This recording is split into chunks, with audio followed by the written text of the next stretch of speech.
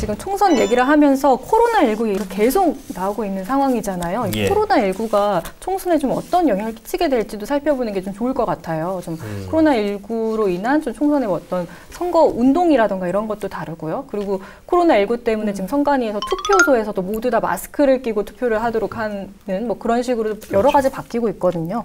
지금 코로나19는 어떤 조금 이제 좀 전에 이제 최수영 소장 말씀하신 것처럼 선거구 획정에 대한 반감 또는 지금 코로나19 사태가 불러온 여러 가지 공포심, 불안감, 또 선관위에서도 지금 사전투표부터 마스크 착용 안 하면 아예 투표를 못하게 하거나 뭐 별도로 좀 투표하게 한다든지 뭐 여러 가지 조치들을 하고 있는데, 그래서 과거에는 우리가 이제 정치평론가들이 투표율이 높으면 아무래도 젊은 층들이 투표를 많이 하는 거니까 여당에게, 그러니까 진보에 좀 유리하고, 투표율이 낮으면 고정적으로 투표하시는 중장년층 이상들이 많기 때문에 보수에 좀 더 유리하다, 뭐 이렇게 지금 평가를 했는데, 이번엔 조금 약간 뭐 저는 개인적으로 다르다고 보는 게, 코로나19에 가장 취약하신 분들이 나이 많으신 분들이, 이분들이 지금 마스크도 제일 적극적으로 사러 다니시고 그러는데, 이분들이 물론 이제 선거까지 아직 시간이 좀 남아있기 때문에 선거 때 돼서 코로나19가 어느 정도 안정기에 접어드느냐 이런 게 좀 차이가 있긴 하겠지만,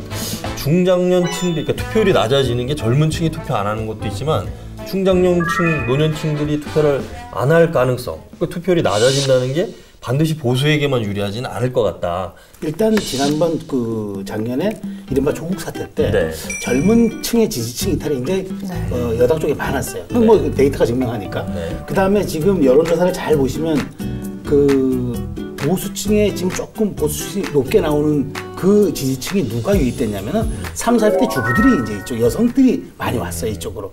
야당이 지지도가 오른 거는 노년층에서 오른 게 아니에요. 그 사람들이 오르면서 오른 거예요. 자, 그런데 이제 여기에서 이분들이 이제 투표를 못하게 될 가능성이 높아요. 왜냐하면 이제 아까 저는 노년층은 오리라고 봐요. 왜냐하면 이분들은 평생을 이제 그 투표를 하시면서 투표에 대한 어떤 그 가치가 어떻게 나오는지를 체험적으로 아시는 분들에다가 투표가 권력일 수 있다는 것을 국민들의 어떤 자각 속에서 깨친 분들이기 때문에 이번에도 보편적 투표를 제가 하리라고 보는 거예요. 그런데 젊은 층과 이제 30, 40대 이제 그쪽, 그러니까 전통적 여당 지지층이 빠지면 안 되니까 저는 오히려 여당 쪽에서 캠페인을, 투표율을 끌어올리기 위한 캠페인을 할 것 같아요. 그러니까 예전과는 투표율이 좀 높다. 이거는 약간 뜻은 같지만 약간 궤를 달리하는 이제 그 내용이죠. 그리고 이제 야당 입장에서는 지금의 그러니까 투표율이 낮아도, 왜냐하면 고정으로 오시는 분들이 있기 때문에 불리하지 않다고 생각할 것 같아요. 그래서 여당은 캠페인을 아마 투표율을 제고하는 쪽에 맞출 것 같고, 야당은 어쨌든 지금의 이 코로나19가 초기 정부의 무능 때문이었다는 이 부분을 강조할 것 같아요. 결국은 여기에 대해서 결국 이제 국민들이 판단하실 문제인데, 다만 변수가 하나 있다면 요즘 이제 재난기본소득, 강원도에서 뭐 얘기 나오지만 여기에 대한 경제 상황이 안 좋으니까 자, 그러면 지금 이 얘기들이 지금 아주 민감하게 나오고 있어요. 경기도, 뭐 경남 내게 나오고 있죠. 서울도 나오고 있고, 강원도 좀 조만간 이슈가 될 겁니다. 자, 그럼 여기에 대해서 국민들이 어떻게 받아들일 것이냐. 그러니까 일종의 이것을 포퓰리즘이나 어떤 선거 선심성으로 볼 것이냐, 아니면 정말 어려운데 정부가 공적 측면에서 반드시 해야 할 공공성의 측면으로 볼 것이냐.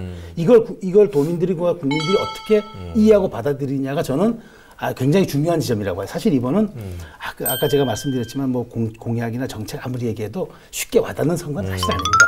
이렇게 지금 실생활이나 일상에 아주 직접적으로 와닿지 않은 이슈라면은 이번 총선은 그다지 이슈가 될 가능성이 높지 않아요. 그런 점에서 이런 점들을 어떻게 이제 건드리느냐가 아마 중반에 이 진폭을 결정하는 아마 요인이 될 거다, 저는 이렇게 생각합니다. 네.